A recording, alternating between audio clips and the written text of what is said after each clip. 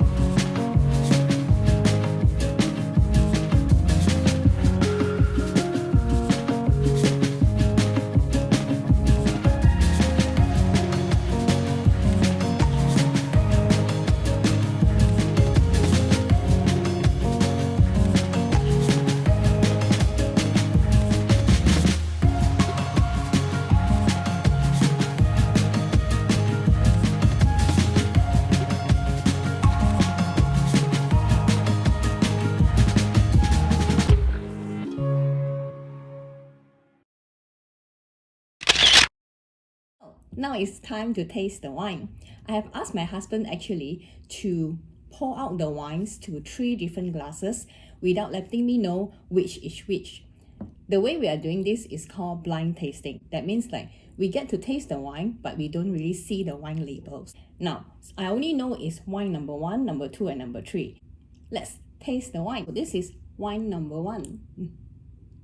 From the color, I can see that it's actually slight hue of ruby, and it is still quite bright. So I would say this wine is actually maybe less than 3 years old. Maybe the maximum is just 3 years old. So I presume the vintage of this wine should be around 2018 or 2019. No, cannot be 2019. Should be around 2018 though from the color. Alright. Next, we're gonna do the aroma.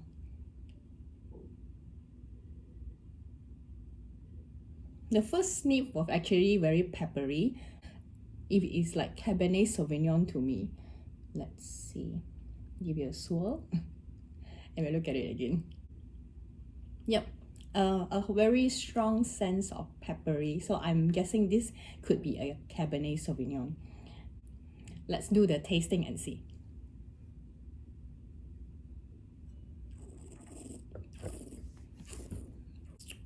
The body is definitely, to me, is full body. Acidity is medium acidity. Tannin is about medium tannin. Sweetness is definitely dry. For the alcohol, let's see on the alcohol, let's see on the legs.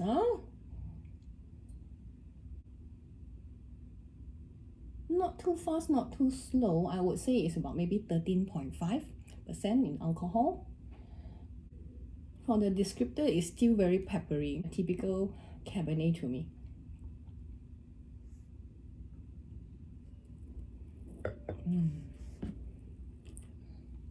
The length is not too bad actually. I wouldn't say that it's actually that long, but it's definitely not that short either. It's just like ngam. The only thing right now, I'm tasting a bit of hint of sweetness. Jalat. Is this actually a Merlot instead? But Merlot, it doesn't have the kind of fruits of a Merlot. Well, never mind. Let's put it for a while. The thing about French wine is you really need to let it aerate a bit so that the character would come out. So let's put this aside and we would taste the number 2. Important thing when you're doing tasting, you should always drink water before the next one. And of course, a lot of people have asked me this question: if you're suffering from hangover after a wine session, most probably it's because of dehydration. So the rule of thumb is you have to drink the same amount of water with the same amount of wine you drink. So if it's 1 liter of wine you're drinking, you should drink at least 1 liter of water. Wow. Yeah? Okay, let's go to the second one. This is the second wine. Okay. Color-wise, this is actually slightly darker. Slightly darker in hue.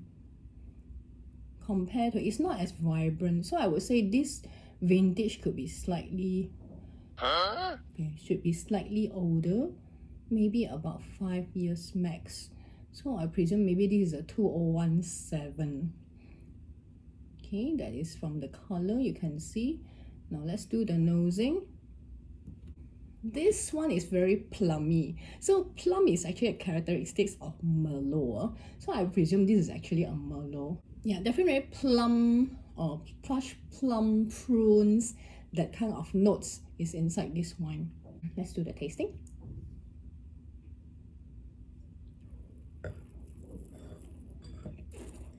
This one, in terms of body, is actually quite medium body. The acidity is also, to me, is quite low acidity. Tannin wise, medium tannin. Sweetness, it actually semi-dry. It's not that dry, but there's a hint of sweetness. But to me, it's still pretty much a Merlot.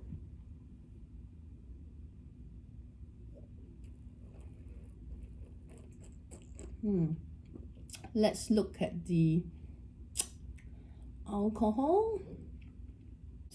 By the way, we're looking at the legs. Legs is something that the droplets that's going down. It's not easy to catch on camera, unfortunately. So this one is going rather fast. I would say this could be a 13%. Quite fruit driven though for a French wine. Wine number 3. Okay, let's see. Give you a swirl. Let's look at the color. Yep, this color compared to number 1, yeah, it's still quite similar, but at the same time it's fading more. But if you compare to number 2, it's almost the same with number 2. This is getting a bit confusing.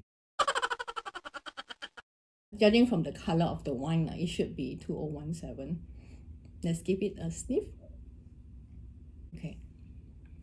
Now this, there's a hint of pepper, but at the same time there's something else. It's not as pungent as number 1 though. I would say this one could be the GSM. That's the thing, when a wine is mixed grape, they actually express the character kind of differently when they are on their own, you see, because it's like a mixture. So GSM is Grenache, Shiraz, Mourvedre. Okay.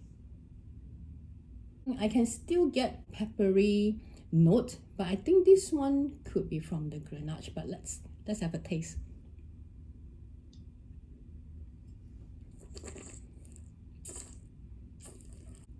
Okay, body is actually medium. Acidity also medium. Tannin also medium. Sweetness is actually rather on the dry side. Now this, I would say, is actually quite balanced. So I guess this is actually the GSM. I don't know, I could be wrong. That's the fun of blind tasting. So we don't know whether it's right or wrong until the big reveal. I think to be absolutely sure, we kind of have to taste it a second round. This is what I normally do during a blind tasting. Although I'm very sure of my answer, like I said, there's a Cabernet, there's a Merlot, the number 3 is a GSM. But there are still a need for assurance. As I mentioned, French wine tends to evolve after it's been aerated. So we kind of have to retaste again to confirm whether is this really a Cabernet or Merlot, as I mentioned. Okay, wine number 1. This is weird. Wine number 1 is now becoming very sweet from the aroma. Oh dear, could this be a Merlot instead? Oh no! Cabernet shouldn't be so sweet. Hang on, because I'm getting some candy notes now. Yeah, pretty much like a cotton candy. Oh dear.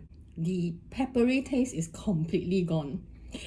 Okay, let me taste the second one and see. The second one is still quite stable. It is still plummy and prunes. So I guess this is still a Merlot. If the third one become more peppery, then I may have to change my answer. That is like the first one could be the GSM and the third one could be the Cabernet. Let's see. Oh, this is confirmed is a Grenache kind of character. From the nosing, you know it's a Grenache. This is definitely not a Cabernet. I don't know what happened to the Cabernet, but the Cabernet really like cotton candy right now. I still stay firm to my answer, yeah? A few moments later. Could I get it all wrong? I don't know. We will do the review in a while, definitely. So now I got all the wines with me that is wrapped up in foil, and I'm going to review to you one by one from the tasting. Number 1, I say is a Cabernet. Number 2 is the Merlot, and number 3 is the GSM. Let's just review number 1. So this is bottle number 1. Here you go. Bottle number 1. Let's open it up and see whether is it the Cabernet that I mentioned.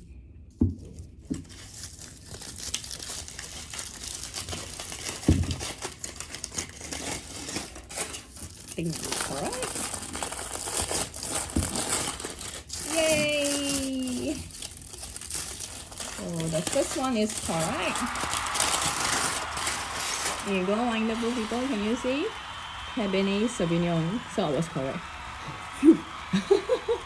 Or else I don't deserve to be a French wine scholar. This is bottle number 2. Bottle number 2 is supposed to be Merlot. Let's see.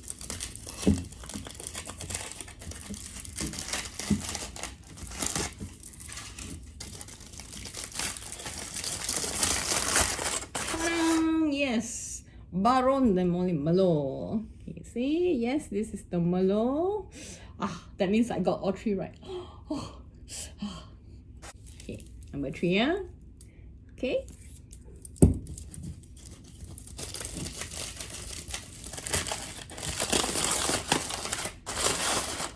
Yay, Le Grand Noir.